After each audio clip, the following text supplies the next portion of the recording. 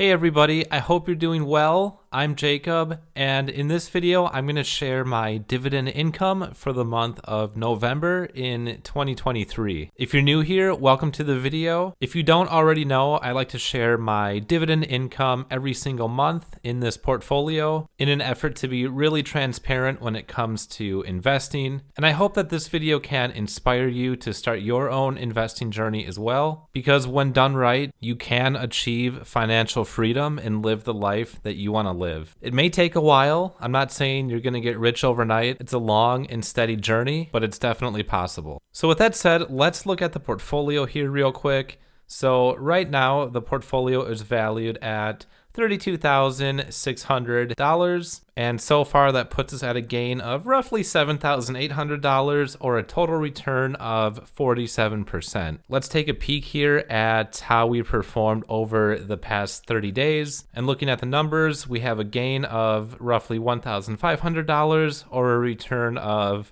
about 5%. So overall, the past 30 days has been fairly well. And if you're an M1 Finance user, you can see that the layout has changed on the desktop. I kind of like the old layout a little bit better, but I guess this will have to do. So anyway, we started around $31,200. In early to mid-November, the portfolio really jumped up, so the market performed quite well at that time. And then we really just had a steady increase all throughout November, and then towards the end, we had another nice little jump. And that puts us right where we are now. If we come down and look at the pies that I've built, which is essentially just taking individual stocks and dropping them into these different pies or sectors, I guess you can call them. In here, we can see that technology and finance performed quite well. Consumer performed pretty well, as did telecom. And in telecom, I only have AT&T. But let's hop into consumer here and just take a peek at what performed well. So basically everything performed quite well, but we can see Home Depot leads the pack here. Costco, Cisco, and Nike also did pretty well. They're all in that 7 to 10% range. So a really good month for consumer.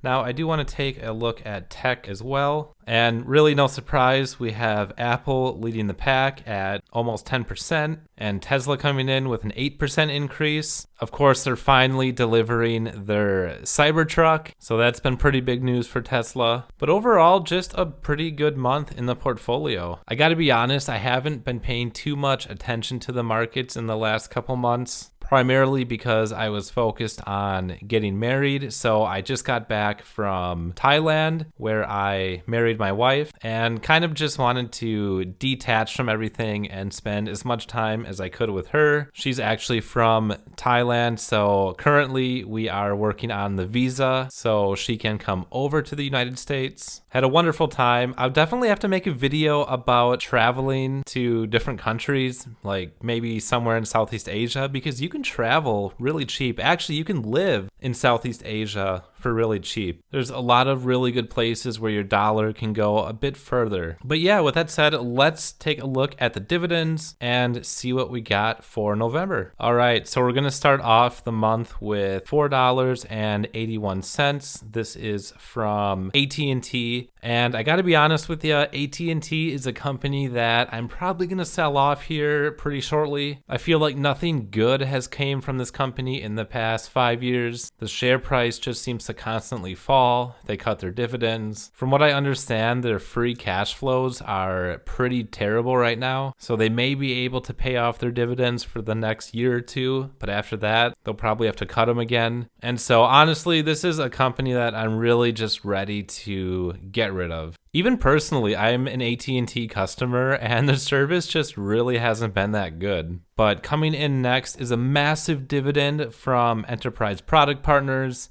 They paid $24.96.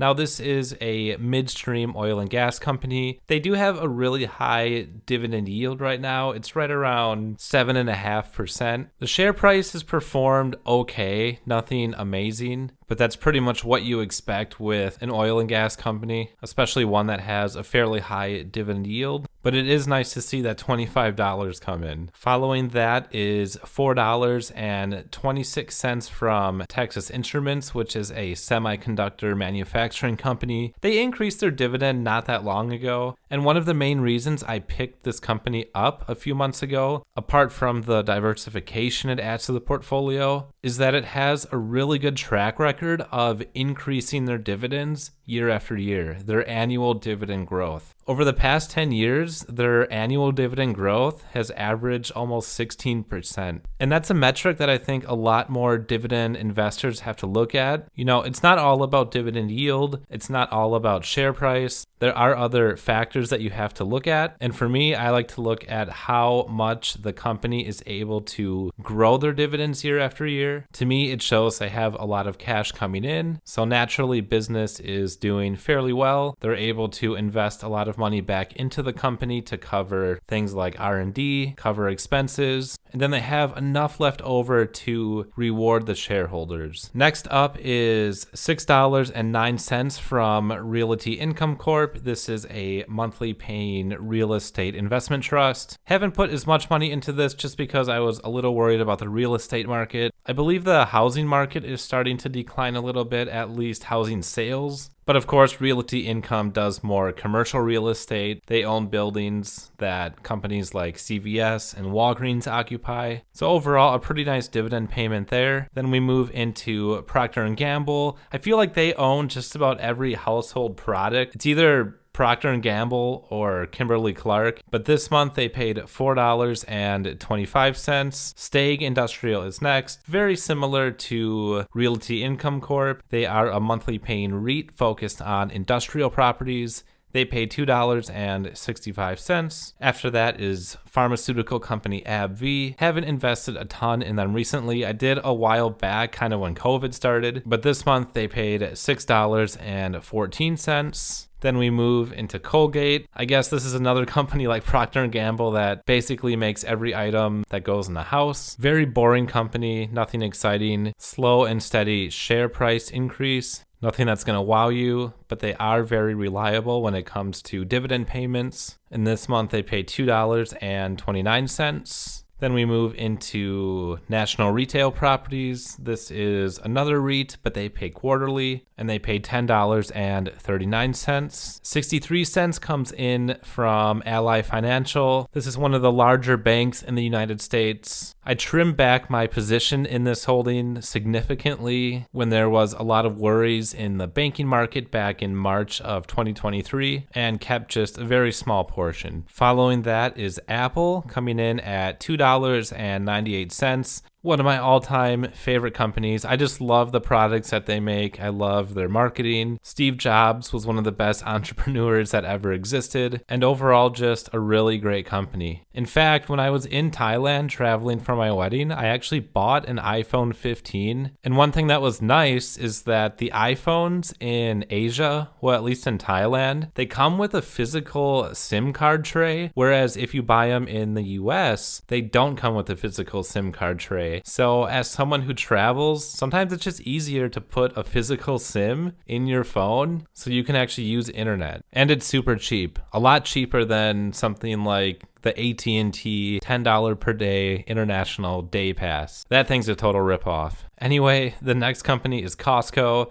They paid $1.29. So this is a pretty low dividend yielding company, but they do have fairly good share price. It has been exponential over their lifetime, and it just seems to be a store that people frequent whether the economy is doing good or whether it's doing bad. There's just so many good deals that you can find at Costco. Certainly a company that I've enjoyed having in my portfolio over the past couple of years. Caterpillar is next at 97 cents. Fastenal, another company that I picked up recently, they paid $3.07, and they have actually just increased their dividend as well. I believe it was by about 7%, if I'm not mistaken. So not too terrible. And then to round everything off for the month of November, we got $8.25 from SPHD, which is a monthly paying ETF. And this is another stock that I really haven't been adding too much money to. I think when it comes to ETFs, I prefer to put my money into something like VTI, which captures the entire stock market from low to high cap companies. But overall, not a bad payment. So